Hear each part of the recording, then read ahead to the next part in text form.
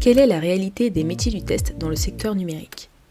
Dans Calisti, je vous propose de vulgariser toutes les questions liées à ces métiers, aussi bien pour les personnes qui démarrent dans le secteur, mais également pour des personnes plus expérimentées, et tout ça avec des invités incroyables qui partagent leur savoir et leurs expériences, parce qu'on gagne forcément à apprendre les uns des autres. Je m'appelle Nankeda, actuellement test lead dans une entreprise du service numérique, et je vous souhaite une excellente écoute.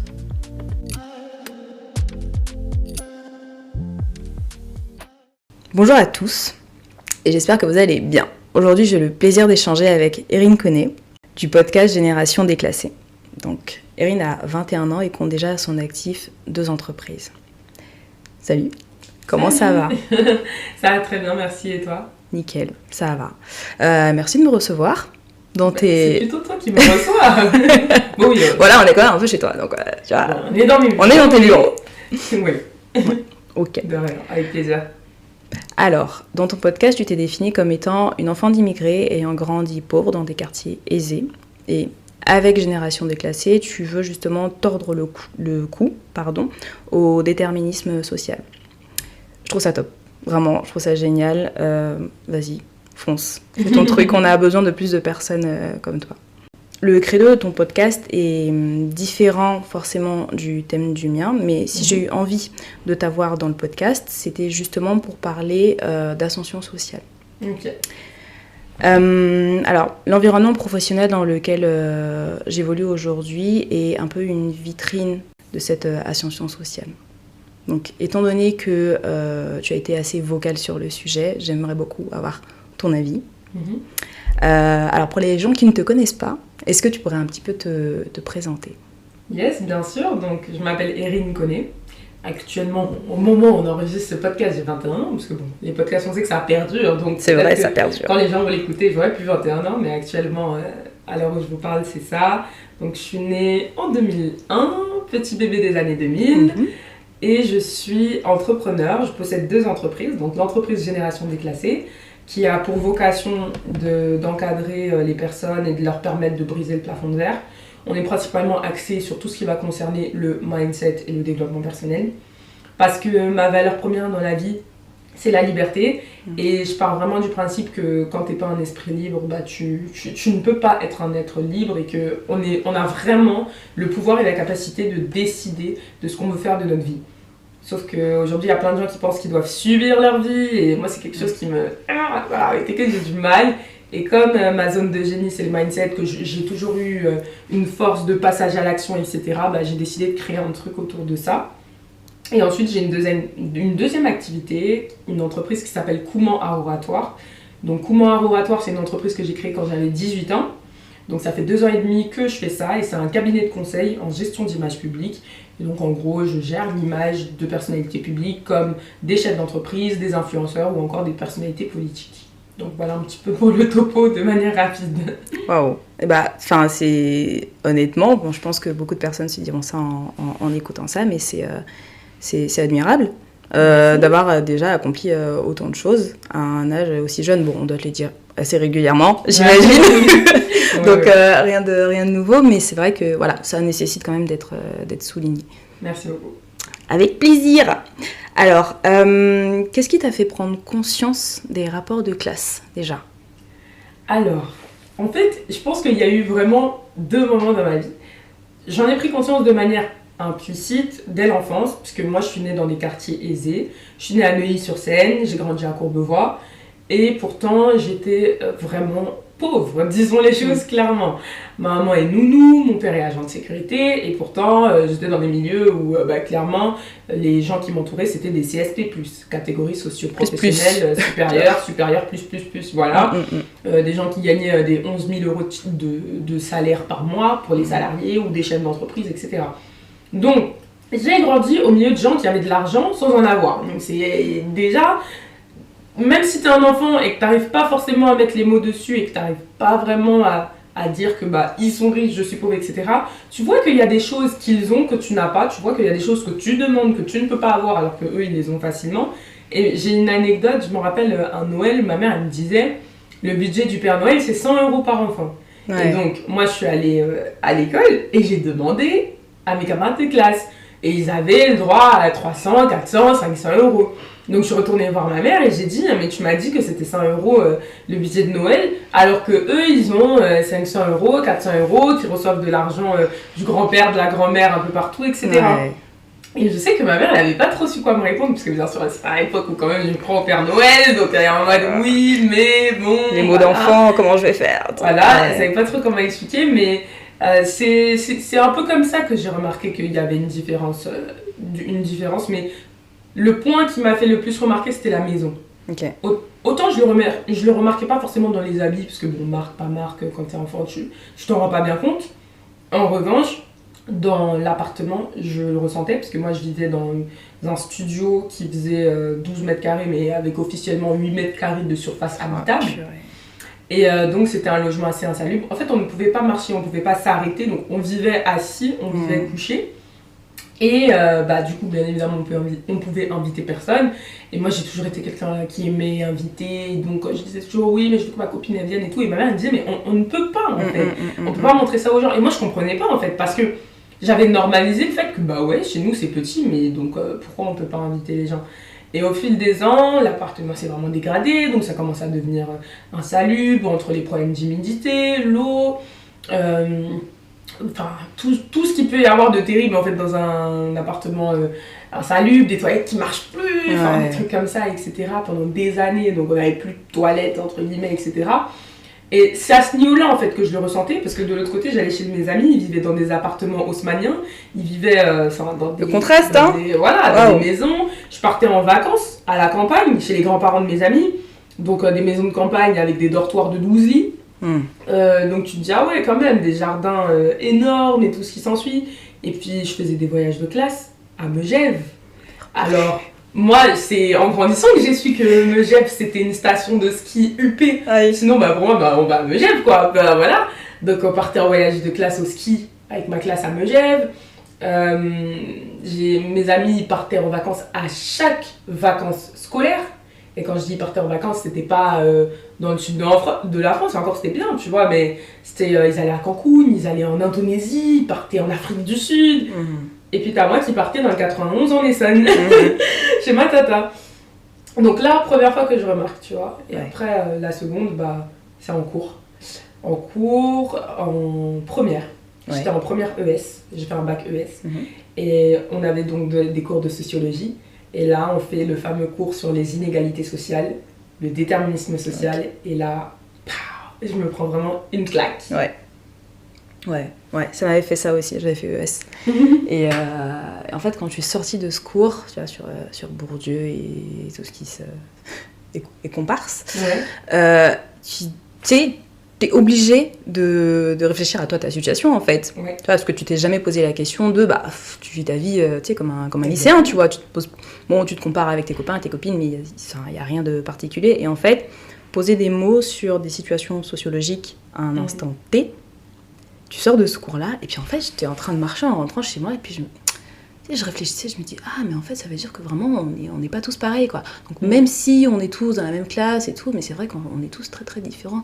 Mais en fait ça veut dire que mes parents, ce qu'ils font aujourd'hui, ça m'impacte de telle manière, et si et ça et ça. Et en fait tu te mets dans ce truc que tu commences à tout analyser. Je me souviens, ça m'avait vraiment marqué parce que le reste de la semaine, j'observais tous mes potes autour de moi et la manière dont ils se comportaient, et puis au lycée, bon, t'as pas d'argent, t'as de l'argent de poche, mais la manière dont les gens se comportent avec leur argent de poche, justement, tu sais, je commençais à regarder, je disais, oui, mais c'est vrai, donc peut-être que cette personne-là, en fait, elle s'habille comme ça, et elle va dans tel magasin plutôt que dans tel magasin, parce que en fait, elle a ça comme argent de poche et tout. Tu commences à poser des mots sur des trucs, et en fait, ça te quitte plus, après. Exactement.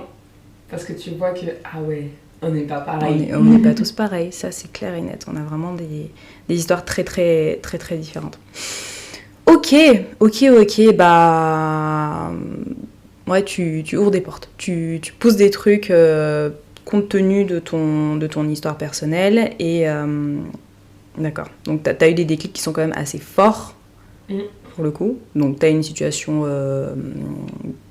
difficile, disons-le. Et puis Après, bon, tu nous diras par la suite ce qui a fait qu'aujourd'hui, tu en es là où tu es aujourd'hui dans ta vie professionnelle. Mais ok, d'accord pour le constat, ça marche. Aujourd'hui, moi, je travaille, donc, je te disais tout à l'heure, en tant que consultante dans une entreprise du service numérique. Je considère que le métier que je fais est sous-coté. Je le redis, sous-coté. Donc, en tant qu'analyste qualité. Et, c'est la raison pour laquelle j'ai décidé de créer ce podcast. En arrivant dedans, j'ai remarqué qu'il était exercé par beaucoup de personnes issues de l'immigration.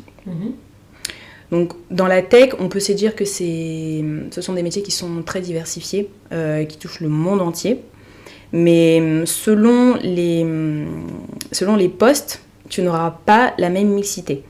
Ça, c'est moi ce que j'ai observé. Après, peut-être que certaines personnes seront d'accord, peut-être que non. En tout cas, c'est ce que je vois pour le moment. Donc, c'est quelque chose qui m'a frappée parce que c'est assez visible. Donc, je pense qu'aujourd'hui, le métier d'analyste qualité, il est justement sous-coté parce qu'il est accessible sans avoir besoin de faire de longues études. Les postes d'encadrement dans les entreprises du service numérique, le top management, sera tenu par des personnes qui vont être issues des grandes écoles. Donc, qui vont être issues généralement, c'est pas forcément 100% des cas, mais généralement, donc de familles où on sera dans des catégories socio-professionnelles, plus. Donc avec des parents qui auront un capital financier plus important, etc. À l'inverse, pour le dire un peu vulgairement, les consultants vont être la matière première de ces entreprises de conseil. Donc, la variété de classes que tu vas avoir, la mixité sociale que tu vas avoir, elle se fait naturellement, en fait. T'as moins de discrimination, parce que justement, on va beaucoup plus se concentrer sur tes compétences, ce que tu sais faire aujourd'hui dans ton domaine, plutôt que l'endroit d'où tu viens, tu vois. Et je trouve que ça, c'est forcément un vecteur d'ascension sociale. Est-ce que tu trouves aujourd'hui qu'en France, l'ascension sociale est possible ? Oui. Ben, j'en suis la preuve vivante. J'en suis la preuve vivante. Déjà, moi, j'ai pas fait de grande école. Je suis à l'université, je suis à Nanterre. Donc en plus, Nanterre, ça n'a pas une image top auprès des recruteurs, parce que Nanterre, c'est l'extrême gauche, Nanterre, c'est les grèves, Nanterre, c'est l'UNEF. Voilà, c'est un peu l'image que les gens ont de la fac de Nanterre. Parce que c'est vrai que je ne l'ai pas dit, mais je suis encore étudiante, je suis en Master 1. Et moi, j'ai fait toutes mes années d'études supérieures à Nanterre. Et c'était un choix. J'ai voulu aller à Nanterre. Quand on a fait Parcoursup, j'ai été prise à la Sorbonne. Mais la licence qui m'intéressait, parce que je suis partie faire une double licence en humanité et sciences humaines, elle était à Nanterre. Donc moi, je suis allée là. Et en vrai, j'ai kiffé, parce que c'est à Nanterre que j'ai approfondi ma passion de l'éloquence, c'est à Nanterre que j'ai commencé à entreprendre. Enfin, Nanterre, c'est une fac importante dans ma vie. Et en 3e année, je me suis réorientée, donc je suis partie en information communication et je devais faire un stage de 6 mois en entreprise. Il faut savoir que j'ai une expérience assez étrange, bizarre, triste avec les stages, puisque n'ayant pas de réseau, étant enfant d'immigrés, les recherches de stage, et notamment du stage de 3e, ça a été très compliqué pour moi dès l'enfance. Dans les années collège, il fallait trouver un stage parce que mes amis faisaient leur stage, je sais pas, chez Le Monde, chez France Télévisions, tu vois, dans des super entreprises, médias hyper connus et tout. Et moi, j'avais pas de stage. Et donc, mon collège m'avait dit, tu vas faire ton stage avec les cantinières à la cantine, donc tu vas faire le ménage. Bon, je suis pas contre, mais tu sais, dans ta propre école, c'est un peu bizarre. Oui, t'auras les regards, t'auras les réflexions, ouais. Bien sûr. Exactement. Donc, j'avais un peu un a priori en me disant j'espère que ma recherche de stage va bien se passer. Sauf qu'après, entre-temps, j'avais quand même ouvert une entreprise. Donc, j'avais mon oratoire. Je savais que c'était quelque chose qui pesait, tu vois, sur mon CV. Parce que j'avais fait beaucoup de choses. Et il s'avère que j'ai eu un stage génialissime. Où tout le monde venait de grande école, sauf moi. Mais comment t'as fait alors ? Et faut savoir que dans la fiche de poste, il y avait marqué qu'il fallait venir de grande école. Ah ouais. Mais moi, je m'en fiche. T'as quand même postulé. Ça, c'est à votre niveau, ça c'est à eux leur niveau. Moi, j'ai mis mon CV et j'ai été prise donc, en tant que bras droit du CEO. Donc, c'était un poste assez business. Et c'était génial. Et pourtant, ils venaient tous de Sciences Po et d'HEC. Ok. Toute l'équipe. Sans exception. Enfin, si, c'était moi l'exception. Voilà. Qui confirme la règle. Et en fait, après, j'en ai discuté avec eux. Je leur ai dit, mais vous savez, vous avez mis sur la fiche de poste qu'il fallait venir de grande école et pourtant, vous m'avez pris. Et mon patron, il m'a dit, ah ouais, on avait mis ça parce qu'il s'en rappelait plus. Et il a dit, enfin, je pense que c'est un automatisme en fait. Comme ils viennent de grande école, naturellement, ils mettent dans le listing les grandes écoles et tout. Donc d'ailleurs, suite à ça, ils ont retiré. Ouais. Donc ça, c'est cool. Ça va offrir la possibilité à d'autres gens qui sont tout aussi talentueux de candidater, mais c'est totalement possible. Je suis clairement ce qu'on appelle une transfuge de classe ou une transclasse, appelle ça comme tu veux, que ce soit d'un point de vue scolaire, j'ai fait plus d'études que mes parents, que ce soit d'un point de vue professionnel, dans la hiérarchie sociale, je suis quand même considérée comme catégorie socio-professionnelle en étant supérieure en étant entrepreneur. Voilà quoi, donc ouais, j'en suis la preuve vivante et je connais plein de gens autour de moi qui le sont. Il y a une personne, alors peut-être que vous le connaissez ou pas, qui s'appelle Pierre Amougou. Et Pierre, là, il a une page qui s'appelle, je crois, étudiant ambitieux là, sur Instagram qui a littéralement buzzé. Mais au-delà de ça, il est à l'ENS, École normale supérieure. Et c'est un enfant d'immigrés, famille monoparentale. C'est un exemple de transfuge de classe. J'ai mon ancienne assistante, la même chose. Mais en fait, la génération déclassée, ce mouvement que j'ai créé, ce sont tous des transfuges de classe. Donc j'ai énormément d'exemples de gens qui ont cassé les codes de cette société, puisque ce sont les gens qui me suivent parce qu'on se ressemble et qu'on s'entraide et on se soutient ensemble.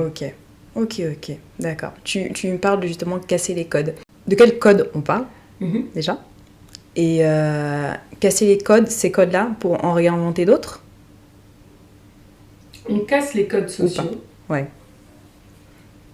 pour créer ses propres codes. Ok. Qu'est-ce qu'on entend par codes sociaux ? Déjà, je pense pas qu'on... J'ai dit créer ses propres codes, mais pas nécessairement. Je pense qu'on a nos codes, on impose nos codes. C'est pas pareil. D'accord. Maintenant, donc tu me demandais qu'est-ce que j'entends par codes sociaux. Pour moi, les codes sociaux, c'est tout simplement les comportements qui sont jugés comme normaux en société. D'accord. C'est ce qui est acceptable. Parce qu'en société, il y a l'acceptable et l'inacceptable selon les prismes de chacun. Bien sûr. Donc c'est comme ça que je définirais un code social. Ok, donc du coup, génération déclassée, tu vas venir effectivement briser tout ça, remettre autre chose. Et puis, ok, d'accord. Mais ces nouveaux codes sociaux justement qu'avec Génération déclassée, tu vas venir mettre en place, est-ce qu'il y a une inspiration des codes qui sont déjà en place ? Forcément, parce que en fait, il faut comprendre les codes des autres pour pouvoir rentrer dans leur système. Ça, c'est inévitable. Tu peux pas rentrer dans un système dont tu ne maîtrises pas les codes. Parce que bon, tu peux arriver comme tu veux, on va pas te faire la place. Et quand tu es un déclassé, c'est ça en fait le truc, c'est que tu jauges, tu es un caméléon. Tu joues entre tes codes et leurs codes. Et tu mélanges ces deux codes-là pour t'adapter à tous les milieux sans en oublier ton identité. Exemple, en entreprise, il y a des codes. Tu sais que tu vas devoir faire un certain nombre de choses pour pouvoir être accepté, pour pouvoir intégrer l'entreprise. Mais après, ta coiffure, tes cheveux, c'est tes codes à toi. Je veux dire, tu veux venir avec un afro, bah écoute, tu débarques avec ton afro en entreprise, celui qui est pas content, c'est pareil en fait. Donc c'est jauger entre, ok, je veux bien me plier à certains de vos codes, mais par contre, il y a des codes sur lesquels je vais pas du tout bouger. Parce que ça fait partie de mon identité, de qui je suis.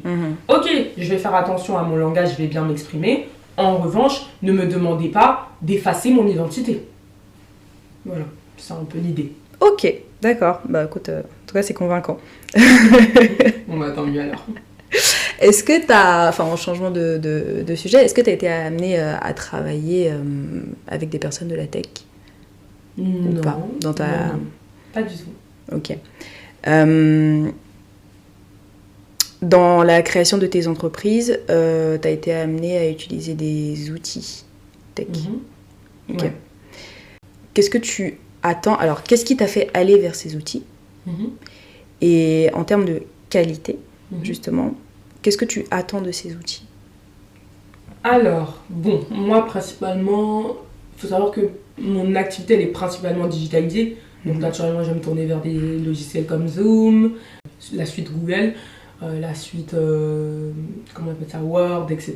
Donc voilà, je vais utiliser majoritairement des outils assez classiques que tout le monde connaît, que tout le monde maîtrise. J'ai aussi une chaîne YouTube, j'ai le podcast, donc bon, il y a les logiciels de montage qui vont avec et tout ce qui s'ensuit. Maintenant, qu'est-ce que j'attends de ces outils-là? Qu'ils soient performants, qu'ils soient simples d'usage, qu'ils soient efficaces et que voilà, ils me permettent de ne pas passer 30 ans à vouloir faire une action qui pourrait se faire beaucoup plus rapidement. Ok, donc de la fluidité en fait, tout simplement. Fluidité, rapidité, efficacité. Exactement. D'accord, ok. Autre question que j'aurais dû te poser tout à l'heure d'ailleurs. On va revenir un peu sur comment art oratoire. Donc tu es un peu une spécialiste de l'art oratoire. Yes. Donc tu as coaché des personnes sur la manière de s'exprimer. Comment est-ce que la parole et la manière de s'exprimer va justement aider dans un environnement professionnel? Comment ça va aider? En fait, déjà, la parole, c'est le premier moyen de communication. D'ailleurs, et c'est pour ça que c'est même pas logique qu'à l'école, on mette plus l'accent sur l'écrit, parce que on parle plus qu'on écrit. Donc, bon, ouais, ok, ne pas faire de fautes d'orthographe, super, mais demain, quand tu vas à un entretien et tout, tu parles, en fait, tu défends par la parole. Bien sûr. Et donc, la parole, c'est trop important, ça t'aide à t'intégrer, ça t'aide à évoluer, ça t'aide à sociabiliser, à networker, ça te permet d'obtenir des contrats, d'obtenir des opportunités, des recommandations. La parole, elle agit sur tout un tas de choses, parce que c'est littéralement, une fois qu'on te voit, après t'avoir vu, on t'entend, en fait. Bien sûr. Avant même de te lire ou quoi que ce soit, c'est ta voix qu'on va entendre. Et c'est en ça que pour moi la parole c'est primordial, et si tu maîtrises pas la parole, tu maîtrises rien en fait. Dans le sens où peu importe ce que tu fais et la qualité de ton travail, si tu n'es pas capable de le vendre par ta parole, il ne va nulle part. Bien sûr. Ouais, je suis complètement d'accord avec ça. Et comment est-ce que tu as des conseils pour des jeunes ou moins jeunes, peu importe, qui auraient besoin justement d'améliorer leur communication? Yes, alors je leur dirais... Toujours dans un contexte professionnel, bon, pas que, ça sert aussi dans le contexte personnel, mais vraiment au contexte professionnel. Ouais, je leur dirais déjà de vraiment mettre l'accent sur cette compétence, qui est trop souvent négligée. Les gens passent plus de temps à se tracasser sur les mots, les cris, qu'est-ce qu'ils vont dire, que sur la forme. La forme est très importante. Parce que malheureusement, l'être humain est un être oculocentrique. Ça veut dire qu'il perçoit, enfin, il ressent par la vue. Donc déjà, à ton image, si ta figure lui plaît pas, c'est un peu mort. C'est un peu mort, peu importe ce que tu vas dire derrière. Et après l'image, maintenant vient le son.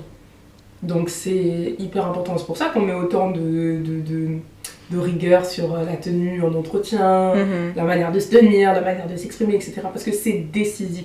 Ça joue dans la première impression. Et pour moi, les gens doivent vraiment apprendre à faire une bonne première impression. Parce que, et notamment ça, c'est un problème de déclassé. Quand t'as pas les codes du monde professionnel, tu fais une mauvaise impression, alors que factuellement, tu peux être bon dans le domaine, mais au bout d'un moment, t'arrives, t'as pas le genre de tenue auquel ils s'attendaient, t'as pas le genre de langage auquel ils s'attendaient, t'as pas le mood, ouais, de manière générale, auquel ils s'attendaient, ils vont juste pas te prendre pour ça, alors qu'en vrai, dans le monde pro, t'es performant, tu vois. Et même si ça peut paraître chiant, parce que je donne aussi des cours en prise de parole dans une école pour enfants, et même si ça peut paraître chiant, il faut s'y accommoder. Je sais que les enfants me disaient ouais, mais c'est pas juste en fait de refuser de prendre quelqu'un parce qu'il s'exprime pas bien et tout. J'ai dit ouais, mais en fait c'est le système et il faut jouer avec les codes. Selon moi, faut pas toujours essayer de tout briser, tout casser. C'est contre-productif. Il y a des gens qui vont dire que eux, leur objectif c'est de briser tous les codes qui existent en entreprise pour qu'ils puissent s'habiller comme ils veulent, parler comme ils veulent, etc. Moi, je trouve que c'est contre-productif. Ce que je cherche, c'est comprendre les codes, les appliquer et apporter ma touche. Bien évidemment, il faut toujours que ça corresponde à votre personne, à votre identité. N'allez pas travailler dans un lieu qui ne vous correspond pas, dans une entreprise qui a des valeurs mais qui ne matche pas avec vous. Ça n'a aucun sens. Mais accommodez-vous. Accommodez-vous. Ouais. Ok. C'est vraiment ma vision des choses. Faut trouver le juste milieu. Exactement. Ok. Faut pas aller dans les extrêmes, ça. Après, tu peux aller dans un extrême. T'as des extrêmes qui nous servent, tu vois. Alors, les droits sociaux, ça nous sert un peu, tu vois. Mais non, faut un peu de mesure aussi en toute chose. Sinon au final, t'as pas de communication, tu vois. Ouais. Si vous êtes comme ça et que personne fait un pas, en fait, ça matchera jamais, tu vois. Exactement. Ouais, non, je suis assez d'accord avec ça. Ok. Bah, est-ce que tu as des questions pour moi? Est-ce que j'ai des questions pour toi? Bah oui, en quoi ça consiste ton métier? La question, c'est quelles sont les missions? Ouais. Alors, le métier d'analyste qualité, en fait, tu vas venir tout simplement tester des logiciels. Donc, que ce soit des applications, des sites web, que ce soit des logiciels qui vont être implémentés dans des voitures, dans des avions, voilà. Tu vas en fait t'assurer de la qualité des outils que tu vas utiliser. Justement, tu parlais d'efficacité tout à l'heure, pour que toi, tu puisses utiliser ta suite Google Drive et que tu n'aies pas de problème. Tu as des gens, avant ça, qui ont fait en sorte que ça se passe correctement, une fois que les développeurs ont fait leur boulot. D'accord. Voilà, donc c'est en ça que ça consiste. Et il y a plusieurs statuts, mais beaucoup de personnes qui travaillent là-dedans sont employées par des entreprises du service numérique en tant que consultants. Donc tu vas prendre une entreprise A, il va m'employer comme consultante et je vais être placée chez un client pendant une mission de 6 mois, 1 an, 3 mois, enfin voilà, ça dépend vraiment. Tu n'es pas obligé d'avoir une spécialisation bien spécifique. Toi, si tu as une appétence pour un certain secteur, tu peux être employé dans une entreprise du service numérique pour être chez un client qui sera dans le secteur dans lequel tu cherches à rentrer. Tu auras déjà genre un background, si tu as fait, je sais pas moi, des études en mécanique, je sais pas, tu as bossé par exemple chez Peugeot, chez Renault, tu peux très bien être en mission chez Peugeot, chez Renault. D'accord. Donc tu auras déjà un background qui te permettra d'être un bon consultant derrière. Mais ça n'empêche que 6 mois plus tard, tu peux être envoyé dans un truc qui n'a rien à voir, mais rien à voir. Toi, ton objectif, c'est de venir tester un logiciel et faire en sorte que la qualité de ce truc-là qui sort est bien pour un utilisateur final. D'accord. Voilà, c'est en ça que ça consiste. Ok, je vois. D'accord. Les gens ne connaissent pas ce métier. Du tout. Et en fait, c'est un métier qui est assez neuf. Aux États-Unis, c'est beaucoup plus répandu parce qu'ils sont quand même un peu plus en avance là-dessus. Ils ont quand même la Silicon Valley. En Asie, c'est un peu plus répandu, surtout en Inde. Mais en France, c'est pas du tout des métiers qui sont connus. Voilà. Donc, on va essayer de démocratiser ça justement parce que toi, par exemple, imagine que, c'est pas moi, tu aies terminé une partie de ton cursus, même tu as terminé tes études. Tu as un moment où, tu te rends compte que la voie dans laquelle tu as été te correspond pas trop. Tu cherches quelque chose vers quoi te retourner. Beaucoup de personnes arrivent dans le test après avoir fait une reconversion. Donc, tu cherches quelque chose vers quoi te retourner, tu sais pas que ce truc-là existe. Ouais.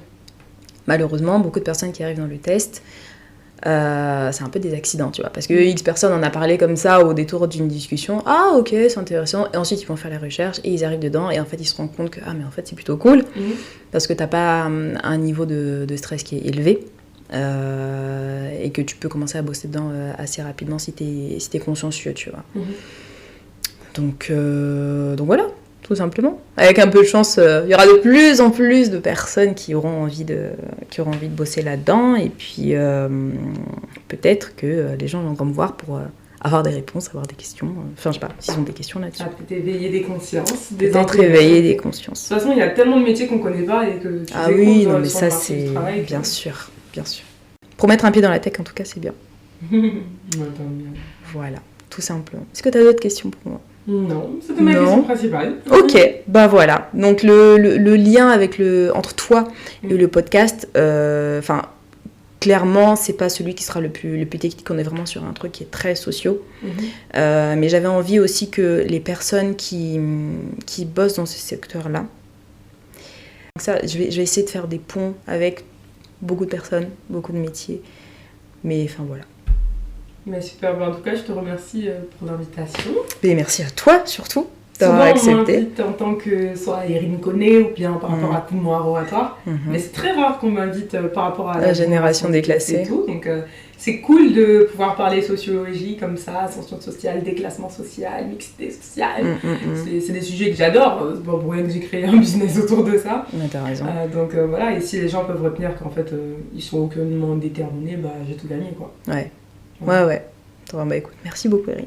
De rien. Et où est-ce qu'on peut te suivre sur tes activités, ce que tu fais, tout ça? Niveau podcast, le podcast Génération Déclassée. Voilà. Okay. Je pense que tu mettras les informations en description. Je mettrai tout. Donc voilà, tu n'hésites pas à aller écouter le podcast, il y a plein d'épisodes qui parlent de plein de sujets qui concernent le mindset, le business, la carrière ou le développement personnel.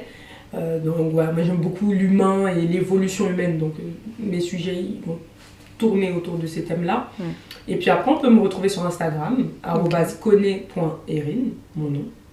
Et après, en fait, comme j'ai 2 entreprises, on retrouve les réseaux sociaux des entreprises, donc soit @kouman.laboratoire ou bien @génération.déclassée pour les différents business. Mais bon, si les gens s'abonnent à Kone Erin, ils trouveront le reste. Ils trouveront tout le reste, la chaîne YouTube et tout ce qui s'ensuit. Ok, très bien. Bah écoute, merci beaucoup. Merci à toi. Si vous avez aimé ce que vous avez entendu, parlez-en autour de vous. C'est le bouche à oreille qui permet de faire connaître un podcast. C'est un métier qui mérite d'avoir plus de visibilité, selon moi, et vous pouvez m'aider justement à le faire connaître. N'oubliez pas de vous abonner au podcast et laissez-moi une petite note sur Apple Podcast, 5 sur 5 de préférence. Et puis, on se retrouve la semaine prochaine et d'ici là, portez-vous bien.